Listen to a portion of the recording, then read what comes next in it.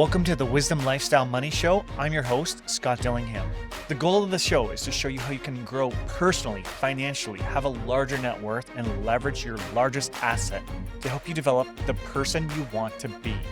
I take you through all the steps I did from being nothing to being told that I was nobody and I was never going to accomplish anything, from getting kicked out of high school to owning a multi-million-dollar real estate portfolio in my own company with more than 20 employees. You'll meet our partners, you'll meet our friends, and you'll quickly discover how you can improve your life. So listen in and enjoy the show. Hello, everyone. Welcome to the Wisdom Lifestyle Money Show. And it's your favorite mortgage professional, Erin Liu, here again. And today I'm your host. And I'm here where we dive deep into real estate and investing. And as a mortgage agent, as you know, I've been working with many investors to help them get their financing inquiry. And today we are privileged to have Victoria Cloney, a seasoned real estate expert with nearly 20 years of diverse investing experience, and from pre-construction to multifamily properties, short and mid-term rentals, and even venturing into land development recently. And her journey has been nothing short of remarkable. And with the 22 years career in the Canadian Armed Forces, her disciplined leadership greatly influenced her strategy approach to real estate, and it's a pleasure to have her share her wealth and knowledge with us today. Welcome, Victoria. Well, thank you, Erin. That's lovely. And I have to first start off saying I absolutely love the name of your podcast. Wisdom is one of our, main pillars of our company, and I just think it's so important. And so the fact and wealth actually, so we're very much aligned already.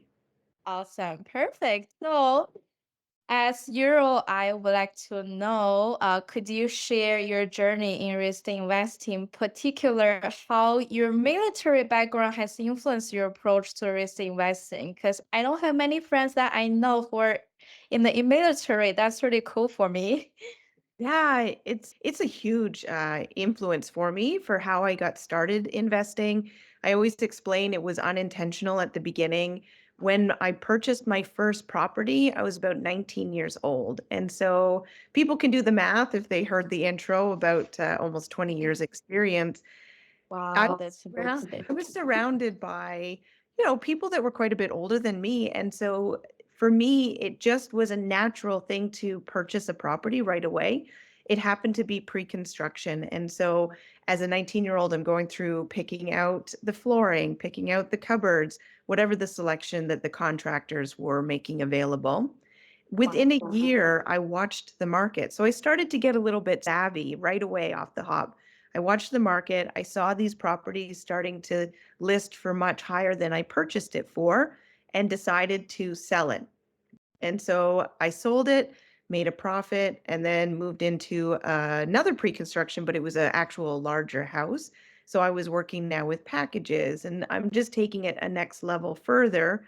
And from there, I purchased another home. But at this point, so this is again where the military influence came in. I was posted to the US very shortly, like maybe 2 or 3 months after purchasing this property. So instead of selling it, I decided to rent it out because I would have lost quite a bit of money. And that's really where my journey started as a landlord, and that was around 2006. From there, coming back from the US, I intended to move back into the house that I had bought, but the family was there and I didn't have the heart to ask them to leave. I was, single female, and I had saved up enough money to buy a condo. So that's when I started to accumulate, multiple properties. I had met my husband as well, convinced him to rent out his condo, and we, kind of came together, and really a decade went by really quickly, and decided to sell everything at that time because when I talk about not being intentional, I really meant it. It really felt like it was more of out of being resourceful, out of just like needing to make sure that we weren't losing money. Mhm.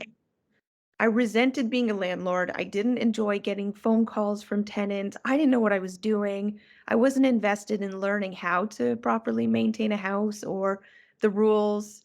I didn't have the mindset of an investor, so I didn't want to pay for property management. I didn't understand refinancing, so I wasn't maximizing my capital. And when we finally decide to sell everything and we see the money, the funds that we earned and that we, had achieved over a decade of owning multiple properties, that's when the light bulb moment went off for me. And I was just like, we got to actually put this right back in the market and we got to keep going with this, except for this time around, I'm going to figure out what I'm doing. And that was a huge fit. So at that time, you just realize you need to do something with those money and I, to yeah, get serious about investing because originally I was never serious about what I was doing. I was just doing it out of necessity and resenting it throughout that time. So I really like today I'm much more involved in following what aligns and what I'm passionate about. I was not doing that back then. So I was not maximizing my returns. I was not enjoying what I was doing. And I was missing out on a lot of opportunities. Wow. And I really want to know, like, how, like, where the sense or how did you realize to start doing that, even though when you were at early 20? Because I started realizing I should do that when I was 26. I wish I could be early, right? And like, how come? Like, how do you, because we were still at school, right? We just get into the university, college, and where is that from when you? I- it's funny. It's like I look back and I think there's a lot of being in the right place at the right time situation, but also not to take away from the decisions that I made at a young age and really not having a lot of influence to make these decisions, but leaning into the risk and the fear. I've never been one to shy away from things that scare me. And so I graduated high school when I was 18. I joined the military about 2 weeks later. It was really 4 days after my 18th birthday.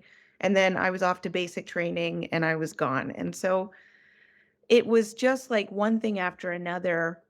But when I moved to Virginia, that was where I went in the US, and renting out that property was out of resourcefulness because at the time interest rates were high. It was much like what we're at right now, the market. And so selling a property was not in my best interest. And I had enough awareness to understand that part of it. And I don't even know. I look back right now and I'm just like so proud of that girl because there was no access to social media didn't exist. There was no access to this type of podcast or that. Oh. I didn't even know to look into it really. I was very ignorant throughout that time. So I'm happy the direction that I went, but hindsight's always 2020. I mean, if I only knew then what I know now, but I'm sure a lot of us could say that. Wow, that's really impressive. So sometimes just to go for it. Don't You have to lean. theories. Yeah, you have to take responsibility for your situation. And that's what I was doing at the time. I would weigh in, do I rent or do I buy? And the people that were around me were buying properties because they were adults, like they were grown-ups because it was military and I was quite young to be starting at 18. So my network were older members and for them, they had families and they were buying properties. So for me, it felt natural to purchase for the first time. And I remember my lawyer, and even to this day, I am the youngest client that he's ever had to purchase a home with. Isn't that crazy? Yeah. Crazy. And it's back in like 20 years ago already. Yeah, oh my God. I'm just so impressed like how you determine it and at that young age, the most of kids are still, you know, Yeah. yeah, still feeling lost, right, in their life and no doesn't have the goal. Like I was like that when I was at early 20s. So amazing. I think there was some factors involved. Like my parents they had basically sold their house and they were moving far away. And so I was in a stage of my life where I didn't have a backup plan. And so I was the only one responsible to make sure that I was taken care of and that, once that safety net goes away, you got to figure it out. It's sink or swim. And I'm a swimmer every time, always. Nice. Amazing. Yeah. And I saw your strong, beautiful portfolio, and you have had experience in various real estate sectors like a pre-construction, rental, land development, and more. Like, how do these diverse experience shape your investment strategy? And do you have a preferred niche? You know, my preferred niche is starting to turn into that just the alignment and the values.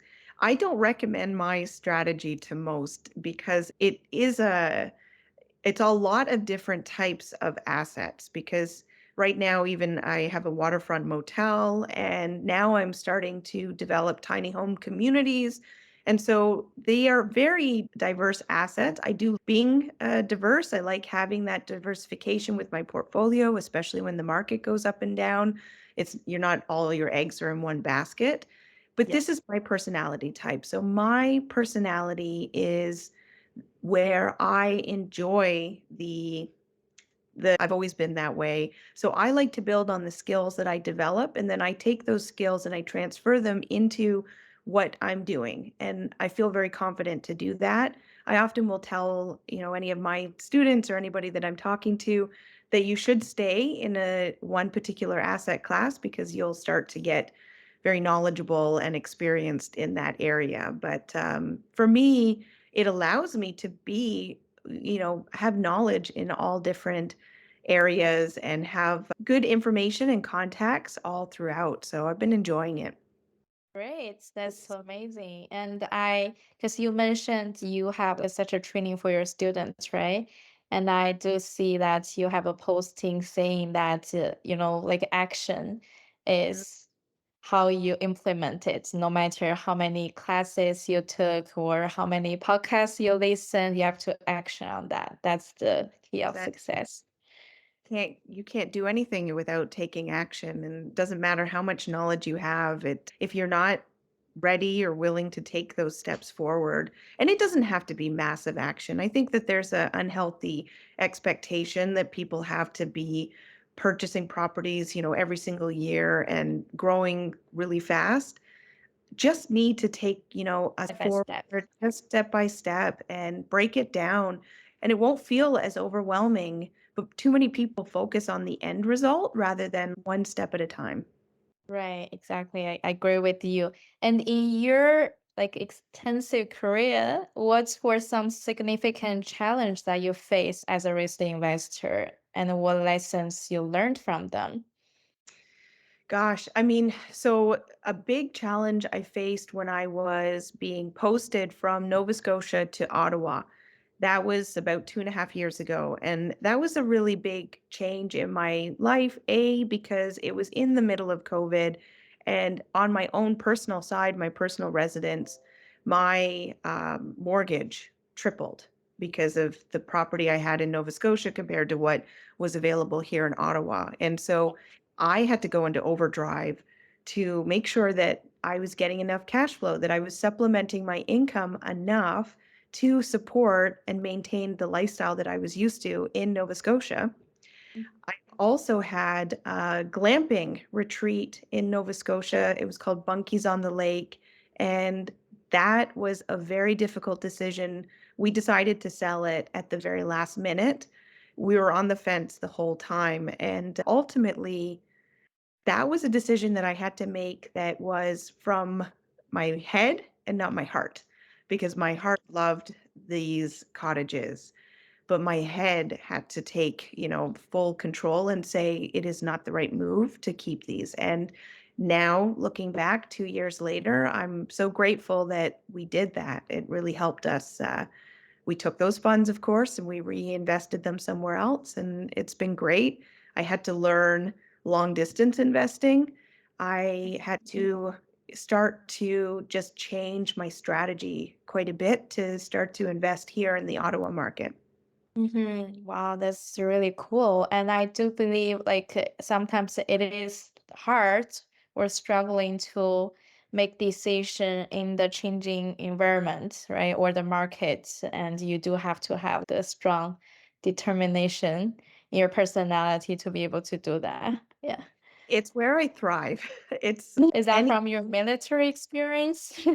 I'm sure it's a combination. I'm sure if I look back to even being a child, I have been in situations that have been challenging, and I've always maintained this type of personality, and the military certainly enhanced it for me. And then real estate has also just taken it to the next level. And so it has become a little bit of my identity, and I enjoy a challenge. Awesome. That's amazing. And I know you have too many roles. That's amazing. And you're also organizational psychology specialist, right? Yes, And yes. how has your understanding of the human behavior and organizational dynamics influenced your approach to real estate investments, and especially in terms of like relations, property management, or negotiation strategies? Oh, it's been a game changer for me. I really think real estate is more about people than it is properties. And when you're able to connect with people, if you're able to read people, understand people, and communicate well, then you can get pretty far in this game. So for me, it does feel like a little bit of an unfair advantage to have this knowledge. And I certainly take advantage of it every single day. Wow, that's amazing. And also, I know you have been working on the land development for the tiny home community. So, what motivated you to enter the world of land development, and how does this differ from your previous, venture? And any specific insights you would like to share? Yeah, so I have two land development type projects that I'm working on. So one is not tiny homes, it's an 18 unit in Orleans, Ottawa. And I've actually partnered with land developers so that I can start to learn that process. And my role has really been on the investor relations side of it. So the capital raising and then making sure that the communication piece has been taken care of. But for me, that's a great fit because this is an area that now I'm getting into and I'm very interested in. When it comes to the tiny homes, it's wonderful because we're not building anything. We're manufacturing these homes, but that will be done with our company, and we are going to be developing an entire community. And so we've acquired a mobile home park because from the bylaws, you can put tiny homes in a mobile home park. And so we have partnered with the owner of this mobile home park, and it's going to be done in two-phased approach development. The first phase is where we will have lots that are already serviced, ready to go. Tiny homes will go on them. And then we have another section where 100 more tiny homes will be placed in the next 2 years for an entire village. Oh my God, I love it. Amazing. Oh, wow. I'm so excited for it. And do you mind if I ask? Because I know the mobile park home, right? That then some of the people like who are retired, they sold their house, they pick that. So is there any difference between the mobile home compared with the tiny home that you're building? The difference will be, I mean, the tiny homes on wheels, but even just the way that they're manufactured, they're built for Canadian winters, so they are insulated, they're CSA approved, they've got loft in them, and they're smaller, and they're just very, the style is there. They're just a really great option now from a mobile home. They can be moved. That is another beauty of it for the tiny homes. We've also just got approval for our specific tiny home to be to fall under the bylaws of the coach home here in Ottawa. So that has been a big step forward as well. So we've got these two avenues now for these tiny homes. And you asked me what the draw for me was, and it really is from that feel good side of investing where I know that people are seeing this as a solution to their problems. And a lot of people need that right now. Exactly. And it is must be more affordable, like compared with the housing market. And you might appreciate it from a broker side is that the financing isn't necessarily, you don't have to go through to get a mortgage. You can go through I financing know. similar to like a vehicle or an RV. Right. Oh, it's just like a regular loan. That's right. Oh, They have a wow. big number. That's amazing. And Do you mind if you can share what's the price range usually to get such a tiny home? And is it lease-based because the client doesn't own the land, right? If they go in the mobile home, so we are partnered with a mobile home like 2, 3 minutes outside of Perth. And so that's about 40 minutes from Ottawa. It's in a mobile home park called Tay Ridge. And if you are there, then you would be leasing the land. So you would purchase the tiny home. We're selling them for $175,000. They are top of the line with the manufacturing. This is and I'll drop Bruce Firestone's name. He is championing these tiny homes and has expressed that this is the best model that he's ever seen. And so we are selling those for 175, and then the land lease option would be 600 per month. And so you would lease the land, so you would pay that. It's like a kind of like a condo, an Right, HOA type. condo maintenance fee. Yeah. Exactly. And if you were to purchase a tiny home, you could put it on your property. And then, of course, you own the land and the home. So it just depends on where you're placing the home. Wow, that's amazing. 175,000 and you can own a house. Your dream home over there. A house, and you don't have to qualify for mortgage financing. And we're actually, right now, we're in works with other organizations from a financing perspective to make it even easier. And so this is really exciting. Yeah, that's so exciting. And I believe more and more financing company will be, open the door for those type of like financing and will make it easier. Yeah. So that's what we're seeing right now. And are you only allowed the homeowner to buy that, or you are allowed the investor to buy that and rent it out as well? I love that question, because that's the versatility of them, is that no, anybody can buy one. So these are amazing products for investors because the return on investment, you can capture that within like a very short amount of time. So tiny homes are great for buyers, for investors. They're great for, millennials. They're great for the elderly. They're really just, you can create pockets of communities of like-minded individuals really anywhere. It's amazing. Wow, great. And yearly, how much would be the rental like per tiny home in Well, that that area? Yeah, up to the investor, of course. So I would be encouraging the investor to run the numbers, of course, price it out from like a market value standpoint, maybe like what would a one bedroom cost somebody in that area? Make sure that any of the fees are being covered. So if you are leasing the land, for example, an investor could purchase a tiny home and place it in the mobile home park depending on what their financing structure looks like, because when you're doing the financing through, say, Canadian financing, then you get different rates. So you want to make sure that your monthly payments are being covered as well as the land lease. With Other than that, it's a pretty good opportunity. Sure. I'm so excited about that. I feel like this could be a great option, for the investors, even though for the, new investor who wants to start with their journey.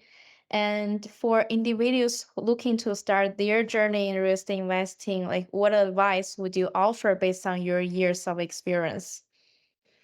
I would I advise to identify the type of asset that fits your lifestyle and your financial goals right away. Because just because you hear somebody doing tiny homes or a motel or multifamily or short-term rentals, it doesn't necessarily mean it's going to be the right fit for you, the individual. And you have to understand what the requirements would be, how much effort needs to be in place to stabilize that property, to maintain that property.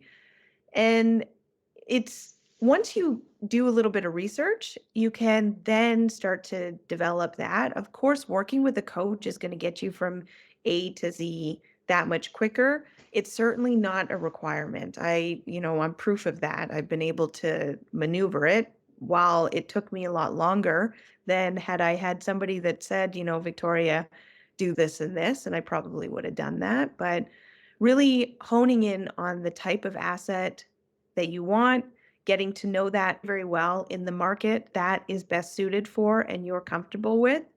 And one step at a time, learning how to run the numbers, learning how to find a good deal, identify a good deal, learning how to negotiate, build a team. It's all very step by step and one thing at a time. It can feel overwhelming to begin with, but we teach. So I have a methodology that I like to use, and it's called Profit. And so that's what it is. It's like a personal assessment. Know yourself, understand what type of asset fits you best, the market, what your goals are, know how to run your numbers, know how to make an offer, what conditions you should put in, where to find properties, negotiate, financing, how to actually finance it, where do you want to go, mortgage broker, straight to a Yeah, bank, and then right. build your team. And so if you can follow those steps, you're set up in a pretty good space to get started. Perfect. Awesome. That's amazing. And thank you so much. I have learned a lot. It's really valuable and great suggestion and advice. And thank you so much, Victoria, for sharing your, invaluable insight and experience in the world of real estate. And like I said, your journey from military, which I'm so impressed, and to diverse investment is truly inspiring me. And to our listeners, I hope you found today's discussion as enriching as I did. And remember, success in real estate often, stem from a combination of knowledge, strategy, and adaptability. And stay tuned for more insightful episodes. And until next time, and happy investing. Thank you so much again, Victoria, for coming here today. Thank you for having me, Erin. If you're serious about real estate investing and you want to take it to the next level with the least amount of time and mistakes, then you're going to want to sign up for our Real Estate Investor Hub. Visit CanadianRealEstateNetwork.com and hit the blue button or banner that says Free Investor Resources. Inside, you'll have access to real estate investing courses, networking opportunities, webinars featuring industry professionals, as well as dedicated chat channels to share and get access to unique properties. I look forward to seeing you there.